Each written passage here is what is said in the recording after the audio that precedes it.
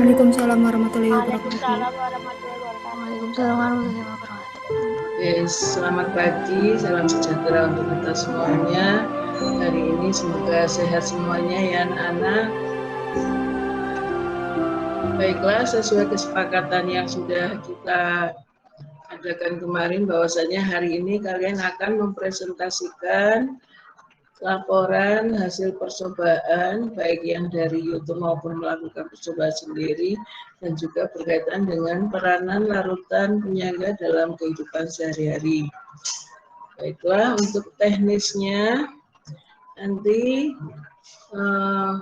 mulai dari MIPA 6, ya, satu kelompok, kemudian MIPA 7 satu kelompok, MIPA 8 satu kelompok, setelah itu bergantian seperti itu. Oke ya, kelompok yang lain boleh menanggapi atau menanyakan. Oke, sudah siap? Silakan yang sudah siap untuk menuliskan di kolom chatroom. Kelompok siapa yang akan presentasi terlebih dahulu?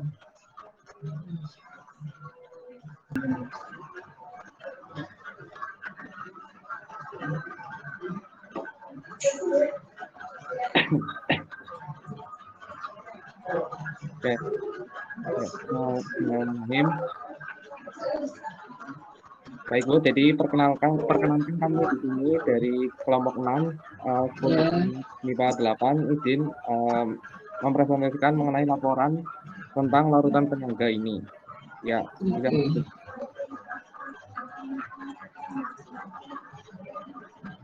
Ini untuk anggotanya dari absen 31 sampai absen 37 dari 11 MIPA 8. Lanjut aja.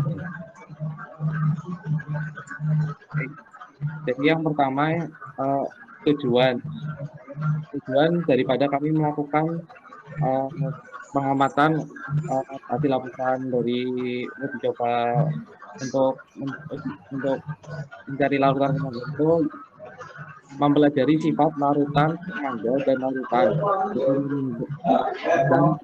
bukan penyangga pada penambahan sedikit asam ataupun basa ataupun penghitungan. Ya, bisa lanjut dulu.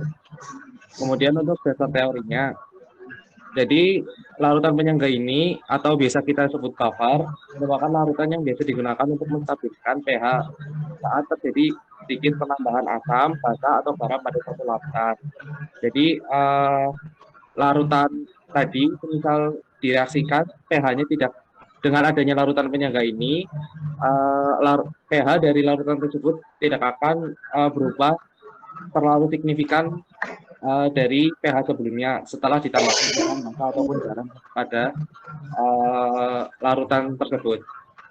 Baik, bisa lanjut.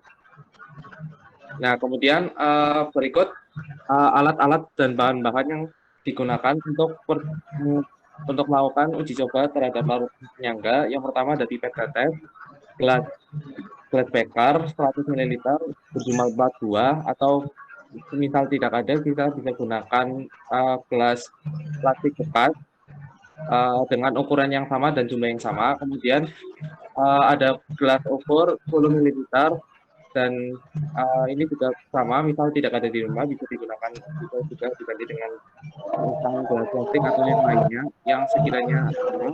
Kemudian indikator universal dan pH digital.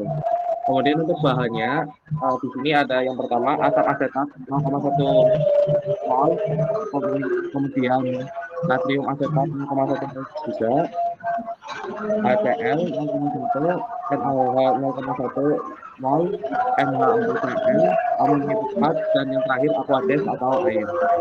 Kemudian lanjut. Bisa dilanjut slide selanjutnya.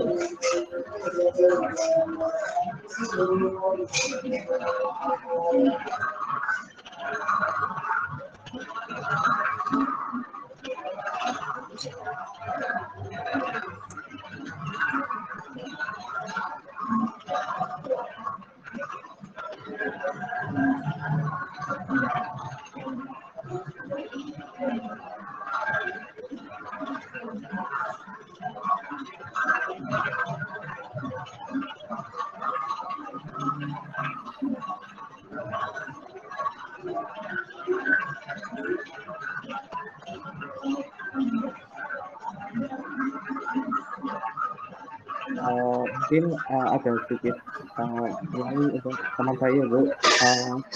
Ini saya lanjut saja untuk presentasinya saja Bu. Jadi selanjutnya Ya. itu sebenarnya ada cara kerja. Nah, cara kerja Hmm. yang pertama ada percobaan pertama, yaitu kita lakukan percobaan pada larutan penyangga yang asam.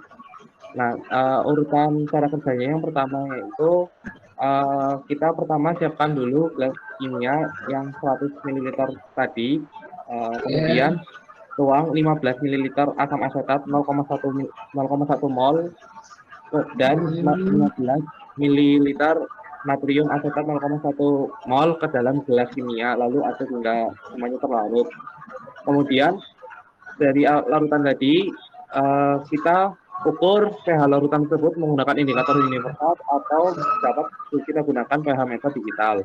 Selanjutnya campuran asam asetat dan natrium asetat tadi dibagi menjadi 3 masing-masing 10 ml pada gelas beker yang sudah diberi nomor atau diberi tanda masing-masing.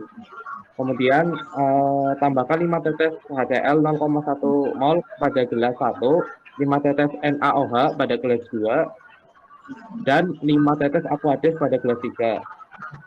Kemudian yang terakhir, ukur kembali pH dari masing-masing gelas tersebut. Kemudian catat perbedaan atau perubahan pada larutan yang sebelum dicampurkan dan sudah dicampurkan larutan yang tadi, begitu. Kemudian percobaan yang kedua, bisa dilanjut slide-nya. Oke, saya lanjut saja untuk percobaan kedua. Jadi percobaan kedua itu kita lakukan percobaan terhadap larutan penyangga yang basah. Sebelumnya asam, dan sekarang yang basah. Jadi yang basah itu pertama sama kita siapkan juga gelas kimia 100 ml seperti percobaan pertama. Kemudian tuangkan 15 ml amonia dan masukkan amonia klorida kristal ke dalam gelas kimia tadi, lalu aduk hingga larut. Kemudian ukur pH larutan tersebut menggunakan pH meter atau dapat juga menggunakan indikator universal seperti percobaan pertama, hampir sama. Kemudian larutan tadi dibagi menjadi 3 ke dalam gelas beker dan masing-masing diberi tanda dan nomor.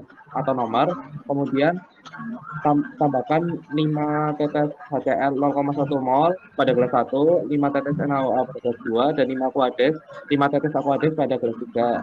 Jadi kurang lebih sama dengan percobaan pertama, hanya saja untuk pada larutan penyangga yang basah ini, larutan yang awal itu menggunakan amonia dan amonia klorida. Jika yang basah itu menggunakan asam asetat dan natrium asetat. Lanjut di percobaan yang tadi yang basah, yang terakhir tinggal kita catat kembali pH yang dihasilkan dari larutan yang sudah dicampurkan. Begitu. Lanjut untuk next slide-nya.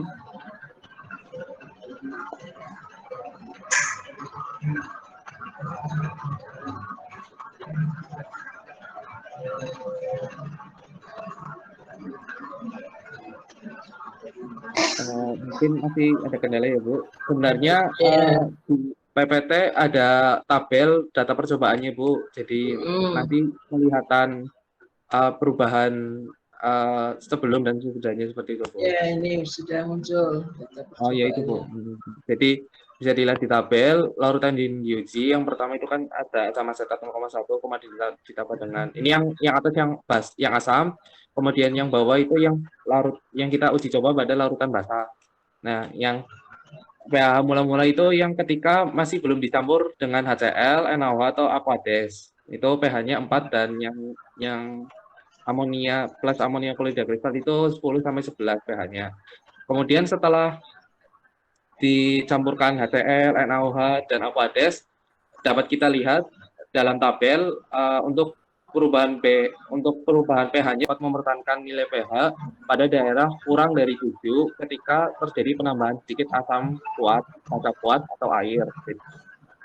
Kemudian untuk larutan penyangga yang bersifat basah hampir sama, namun untuk mempertahankan nilai pH-nya itu lebih besar dari 7 ketika ditambahkan sedikit asam, basa kuat, basa kuat atau air seperti itu.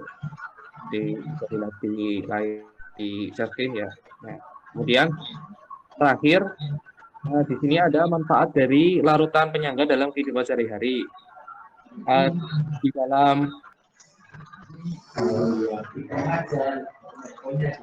yang sepakat bahwa yang presentasi adalah masing-masing perwakilan kelas. Oke, untuk presentasi larutan penyangga saya anggap cukup, tapi tolong sebelum kita tutup kalian tuliskan di kolom chatroom berkaitan dengan pengalaman masing-masing anak di dalam bekerja kelompok. Pengalaman yang menarik atau yang menyenangkan atau yang kurang menyenangkan. Kemudian peran masing-masing di dalam kelompoknya seperti apa.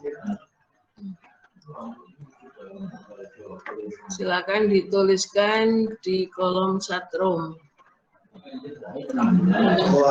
Tuliskan pengalaman bekerja secara kelompok.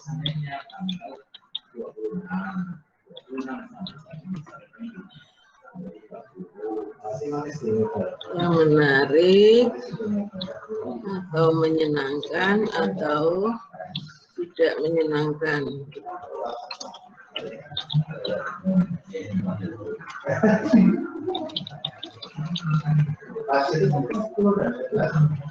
Tuliskan juga peran masing-masing dalam kelompoknya. Oke, silakan ditulis di kolom chatroom.